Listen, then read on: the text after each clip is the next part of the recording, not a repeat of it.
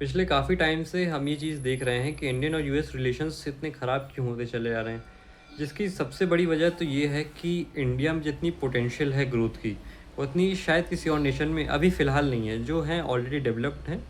और बाकी जो डेवलपिंग नेशंस हैं उसमें सबसे ज़्यादा फास्टेस्ट ग्रोइंग जो है वो इंडिया ही है। और इसकी दूसरी वजह है जो हम लगातार यूएस के टैरिफ बॉम्ब्स और H-1B वीज़ा पे जो रेट्स बढ़ा दी गए और ये सब चीज़ें हैं, ये सब चीज़ें हम देख रहे हैं। इसका जो एक नेगेटिव इम्पैक्ट पड़ रहा है इंडियन और यूएस रिलेशंस, फिर हम इसको आगे समझते हैं। सबसे पहली चीज़ तो है डी डॉलराइजेशन का ख़तरा। अब ये डी डॉलराइजेशन क्या होता है? डी डॉलराइजेशन से मेरा मतलब है कि जो बाकी देश हैं, मोस्ट ऑफ देम मेजरली जो है डॉलर में ही ट्रेड करते हैं। मगर जो ब्रिक्स है, ब्राज़ील, रशिया, इंडिया, चाइना और South Africa, these nations are planning to bring in a new currency named R5। अब इसका सबसे बड़ा इम्पैक्ट ये होगा कि इन नेशंस के पास जो डॉलर्स हैं वो जाके वापस कर देंगे और इनके बदले में जो गोल्ड डिपॉजिट्स है यूएस में वो वापस ले लेंगे अपना। मगर वो गोल्ड वापस देने की पोजीशन में यूएस है नहीं। तो इसीलिए वो चाहता है कि सब ट्रेड जो है वो डॉलर में चलता रहे। अब जैसे यूएस ने मना किया कि नहीं, रशिया से ऑयल मत लो, यहाँ से भी मत लो, ईरान से मत लो, यमन से मत लो। मगर अब इंडिया ने उसके बावजूद रशिया से लिया। एक F-35 जेट था यूएस के पास, वो यूएस इंडिया को बेचना चाह रहा था। मगर वो बहुत ही काफ़ी बेकार सा जेट है, क्योंकि एक कभी वो पैसिफिक ओशन में डूब गया था। अभी इंडिया आया था जब ट्रायल के लिए, तो वो केरला में पड़ा रहा, वो चला नहीं सही से। इंजीनियर्स उस पर एक हफ्ते तक, एक महीने तक काम करते रहे, मगर उस पर भी कुछ बहुत फ्रूटफुल रिजल्ट निकला नहीं। क्योंकि वो जो ऑपरेट होता है उसके लिए एक कोड आता है यूएस से, तो हर चीज़ में हम यूएस की permission. I think that is not right. And secondly, the H-1B visa, the bar for it has been raised to $100,000, those who want to apply for the H-1B visa. And this is all because of the growing number of people applying for the H-1B visa. और इसी के संदर्भ में पहले जो बार था वो काफ़ी लो था, उसको बढ़ा के $100,000 कर दिया गया है।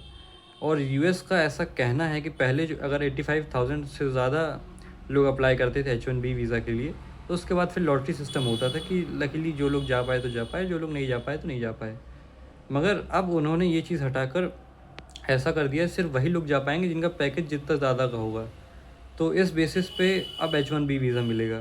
तो that is also a threat. और at the same time Germany के जो फॉरेन एम्बेसडर हैं इंडिया के लिए, उन्होंने ऐसा कहा है कि जो लोग अगर नहीं जा पा रहे हैं यूएस, वो लोग जर्मनी आ जाएं, क्योंकि जर्मनी में भी सॉफ्टवेयर कंपनीज से काफ़ी सारी चीज़ें हैं।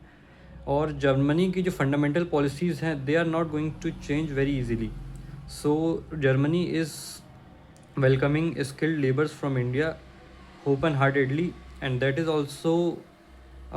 also leaves an impact on the Indian and US relationships. And secondly, oil मत खरीदो, टैरिफ लगा देंगे, ये ऑल दिस चीज़, मतलब all these things are not living a good impact on the India.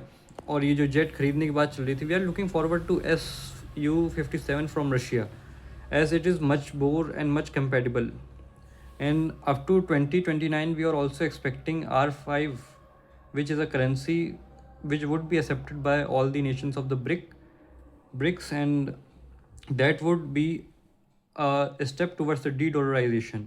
And also, the major dependency of India into the US is because of the digitalization. We use Gmails, we use Chrome, Google, YouTube, and all these things we use from, which is all from US. And while entering into device, while signing in into a device, we need Gmail, and we are very much reluctant on that.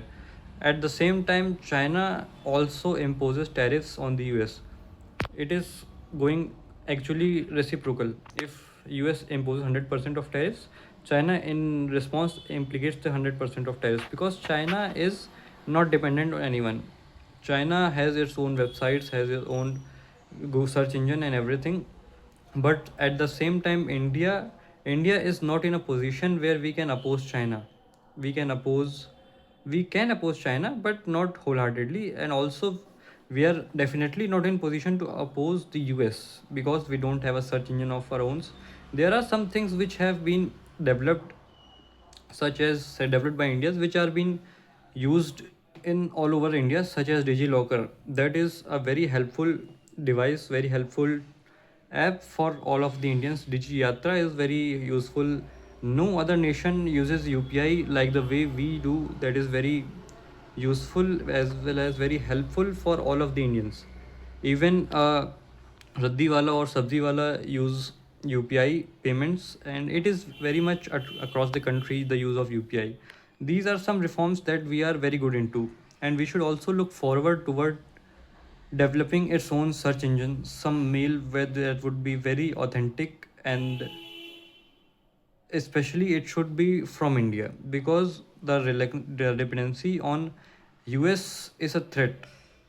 Because in Russia, few times back, in Russia थोड़े time पहले उन्होंने ऐसी कुछ चीज़ की थी जिससे Gmail वगैरह ये सब चीज़ें बंद हो गई थी, जिसका काफ़ी बैकलैश देखने मिला। और अगर हम इस दिशा में सोचना आज चालू करेंगे तो हो सकता है आने वाले 10 सालों में कुछ हद तक बेहतर हमारा जो डिपेंडेंसी रेट है वो कम हो जाए। हम खुद का मेल बनाएं, खुद की ऐसी चीज़ें बनाएं जो कि ऑथेंटिक हो। भारत सरकार को कुछ इस दिशा में देखना चाहिए, क्योंकि कई सारे ऐसे रिफॉर्म्स हम लोग जो लेके आ चुके हैं, और ऐसे कुछ रिफॉर्म्स हैं जो हमारे देश में आने चाहिए।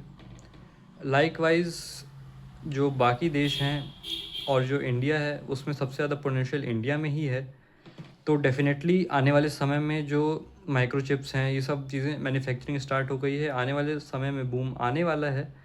मगर इसी के साथ साथ जो डिपेंडेंसी है that is to be reduced. और जो टैरिफ वॉर इन चाइना और यूएस के बीच में चला है, उस वजह से जो चाइना में मेटल ओर्स हैं जो कि चिप्स बनाने के लिए काफ़ी यूज़फुल है, तो अब वो जो हैं चाइनीज़ बेचना तो चाहते हैं, मगर यूएस और चाइनीज़ रिलेशंस काफ़ी ख़राब चल रहे हैं। तो इसका बेनिफिट होगा इंडिया को। जो जो अर्थ मेटल्स हैं जो कि यूज़ किए जाते हैं चिप बिल्डिंग में, that would be sent to India, purchased by India, and that would lead to a boom into the economic sector as well as the software sector.